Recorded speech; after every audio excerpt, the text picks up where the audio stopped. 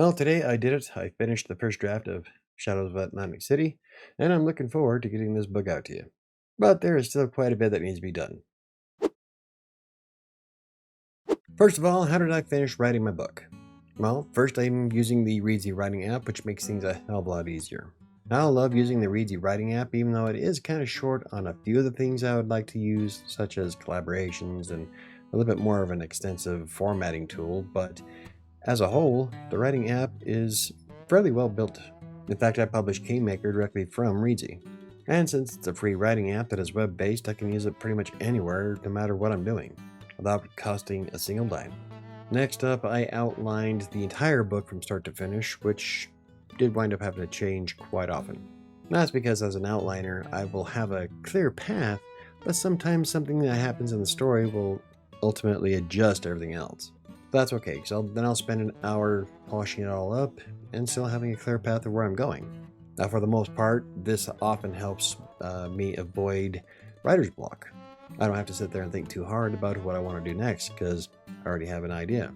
The trouble is getting from point A to point B in a logical sense.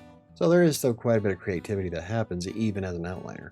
Next up, I set goals and created a deadline, which also had to change quite often. That's because a lot of things in my life often affect when I can write, and it slowed me down quite a bit. I wanted to be done on February 11th, and here we are in the middle of May. But better late than never. The goals and the deadlines did influence how often I was able to keep myself focused, but not nearly as much as doing the writing sprints. Now, the writing sprints did help me keep on task quite well, mostly because I was using you guys as accountability. This means that no matter what, I was scheduling those 2 hours of time every day to write my book. I was never able to really get into it a lot of the times, either between my own laziness and other things that people wanted me to do. In other words, I get sidetracked quite easy. But if I have a set time, like at 10:30 a.m., I know that I'm going live and I have people that watch. So it forces me to use that 2 hour block of time like I wanted to. And once I get going, I can usually write roughly around 2,000 words. It's just getting that point where I start going. That's why the writing sprints have been such a helpful bonus. Something else that helped me finish my book is that I don't strive for perfection. I'm not trying to edit the book as I write or make it absolutely crystal clean because I know I'm going to be changing a lot of stuff during the edits. The whole point of a first draft is to get the story done. And then you can spend time going back and fixing everything. And I can already tell you that there's a lot that I'm going to be fixing. The story that I just wrote is not the one I'm going to publish. Now, when you're writing that first draft, you don't have to worry about it being like the best thing you've ever put together because there is a very good chance that a lot of it is going to change, be removed, or even added to. Like with Kingmaker, I added about 12,000 words to the story overall based on the input and feedback from beta readers and a lot of the things that I found myself. I changed an entire character's persona and added a few awesome scenes that will live forever in my mind. The point is that you don't have to strive to be perfect. Just get it done. And lastly, one of the biggest motivators is that I am determined to see this book on the shelf behind me. I love the idea of being able to look over and see a paperback or a hardcover with the name of the book with my name next to it on the spine. It was a lifelong goal since I was a kid, and I was able to achieve that a few years ago. And that motivation and pride that I get when I look at it is a constant reminder that, yes, I am capable of doing it. So it's quite empowering when you start getting the ball rolling. Even just finishing that first draft of A Freelancer's Tale, I felt a great swell of pride. I did something that I've always wanted to do my entire life, and I was able to finally complete it. So, yes, keeping that in the back of my mind is always a great motivator to help with determination to get the book done. So, what's up next? Well, I want to polish up the story a bit for the next couple of days before I send it off to the beta readers.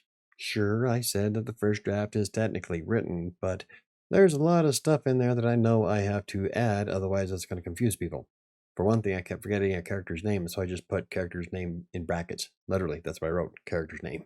So I have to go back and fix all those pieces. And there was a bit of a plot hole that I have to plug up that I saw when I finished the book. So just because the first draft is done doesn't mean that it's ready for people to start reading it. I still gotta sweep around the corners, dot some T's, and cross some I's. But in any case, the beta readers should be getting a copy of it, or at least a link to it, in the next few days. But at any rate, They'll be getting an email with the link to the sharing link from Reedsy, and then I'm going to give myself a 4-week break. This is one of the things I learned from Tom Bromley, and also something I noticed that helped me quite a bit with Kingmaker is taking more than a couple of weeks off away from the book. That way when I come back to edit it, everything is fresh in mind. It's the same reason why I often go back over blog posts that I published months ago, because I'm going to find all kinds of weird stuff in there that I didn't find the first time around. Nobody's perfect. And keep in mind that I am a professional editor. I do this all day for clients, and I still will miss stuff. So it's always best to take a break. And in this case, I want to take a 4-week break from editing Shadows of Atlantic City. And in that meantime, I want to be working on Fury, which is the sequel to Kingmaker, and a book that I've been really itching to get back to. In fact, I'm already almost halfway through the book, so I might be able to finish Fury before the 4 weeks is up. In that case, you're all going to see rapid succession of published material in the next few months. And also during the 4-week break, I am going to be putting in a plan in place to invest in some cover art. Now with the Witchem series, I'm still going to do the cosplay myself and then edit in Photoshop. But with Shadows of Atlantic City, I kind of know what I want it to look like, and I don't have the time to do it myself. So I will be hiring a graphic designer and then doing a review on the service. So let's hope that I find a good one. A good one that isn't going to cost me an arm and a leg, because I just don't have a lot of disposable income for cover art. So anywho, if you enjoyed the video, hit the like button. For more videos about self-publishing, blogging, freelance writing, or anything else I cover, hit the subscribe button. Don't forget to hit the notification bell. I think it's going to do it for me today. I'm going to get back to polishing up my first draft, and I'll see you next time.